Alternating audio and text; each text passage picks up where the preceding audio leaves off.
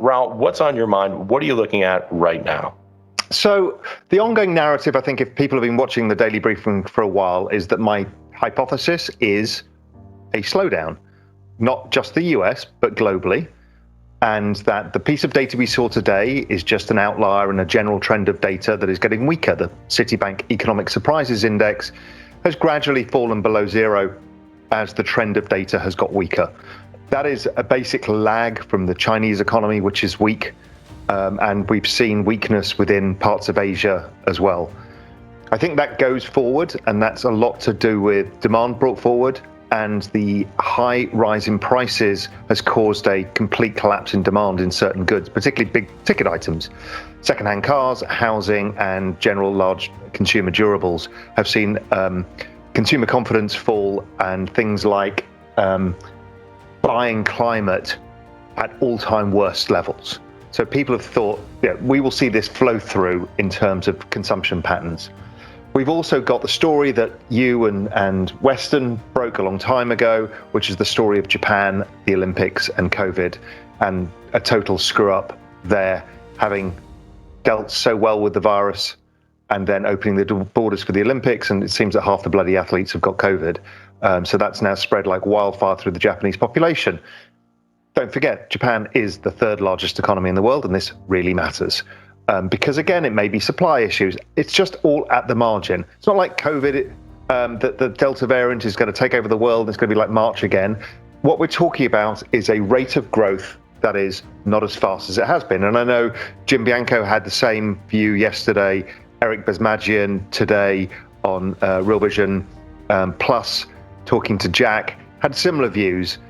David Rosenberg has got similar views, and all of us believe that the economy, ex-stimulus, after the sugar rush, tends after recessions to be weaker for a period of time, and generally that leads to more stimulus. And I see that story playing out in front of us. Bond yields spent most of the time falling, and then had a two-day kind of screaming rally higher as we go into non-farm payrolls, and my guess is they drift off next week again. They'll consolidate sideways for a while around these levels and then make the push down to 1%, I think, is the next thing. The other big news of the day that is incredibly not noticed anywhere is that the dollar broke that huge inverse head and shoulders pattern that I've been talking about, and the euro has a perfect head and shoulders pattern at 118, 117.5, which it broke today. And it had touched the trend line before, bounced, and then broke below it now, or just to it now. That would suggest that the euro could go to 110, and we've got a hell of a strong dollar rally to come, which is commensurate with a risk-off phase. So it's something I've been looking at, writing about in Global Macro Investors and in Real Vision Pro, is that we should be long bonds, long dollars, because this kind of environment will see that happen. Also, the other thing I've been looking for is growth stocks to start outperforming, and that's been going on too. So the markets are confirming my narrative. Let's see if that continues, but that is really, really what, in the macro world, I've been focused on. Yeah, you're a dollar up to 122 in May, now down below 118. That's a big move. It is, and I think it's going to go much faster. I think the dollar is going to go a lot higher suddenly. What's going to be the catalyst? I don't know. China is not good right now, and also what's going on geopolitically with China and within China are not comfortable for markets. There could be capital flows from there. Japan also, dollar yen's a notoriously difficult beast to trade and has been trading sideways. But if Japan has to come in and stimulate because they've had to shut down their economy again, well, there's a chance that dollar yen moves out of the range that it's been in for a while, and maybe moves up towards the kind of 120, 130, and starts going higher. I don't know, but that's always been a risk for me. So macro is back in play right now. The inflation trade has faded away. There are some structural trades in oil and stuff like that remain relatively strong. And I think Tony and Tracy today on the platform on Real Vision Essential on Oil Week talked about how bullish the oil market is. And I think that's probably true. But oil isn't the only inflation, and it only has to stop going up for inflation numbers to fall. And I know the other narrative that is important is I do understand that most of these prices will never come down again. They just year-on-year rate of change of inflation drops lower when the price gains always seem to stick, except in wages. So let's wait and see, but there's a lot going on. Right, the market can't crash. I keep saying this to Julian. He's like, oh, inflation. I'm like, okay, so what? What happens in market terms? So inflation, bond yields go up, and the Fed capped them. They've already said they do yield curve control. The Australians did it. Europeans have basically done it. The Japanese have done it. So then bond yields don't go up. So does that destroy the economy? No. What happens to the stock market? If the stock market falls, they stimulate again. It's kind of this weird world where nothing can go wrong. What does go wrong is the value of your dollar, without you knowing it, is going down. Right. And an asset so the value of houses has just gone up 25%, like in a straight line. Same with, other fixed assets, equities. And that means your dollar of savings now buys you less of an asset. And think of assets as future deferred consumption. So you buy an asset now in order to sell it later to buy goods and services in due course. You can now buy less goods and services.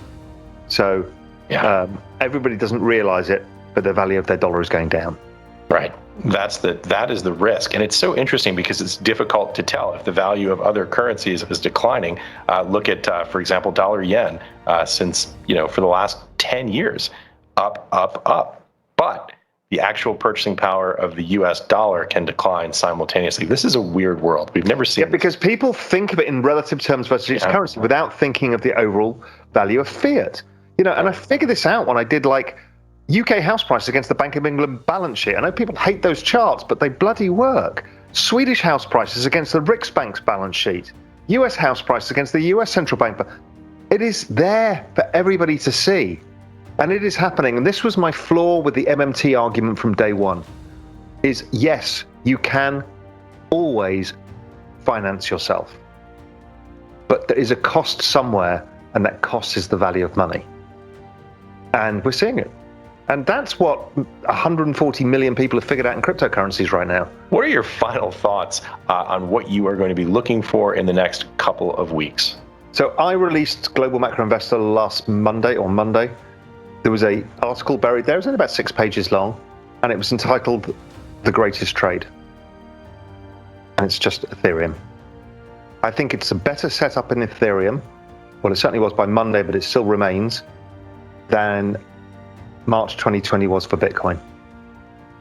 And basically, and without giving away the full article, because I think I'm going to put it on Real Vision Pro, basically, there is 13% of all the free float of Ethereum available. Everything else is being staked, blocked, and hoarded.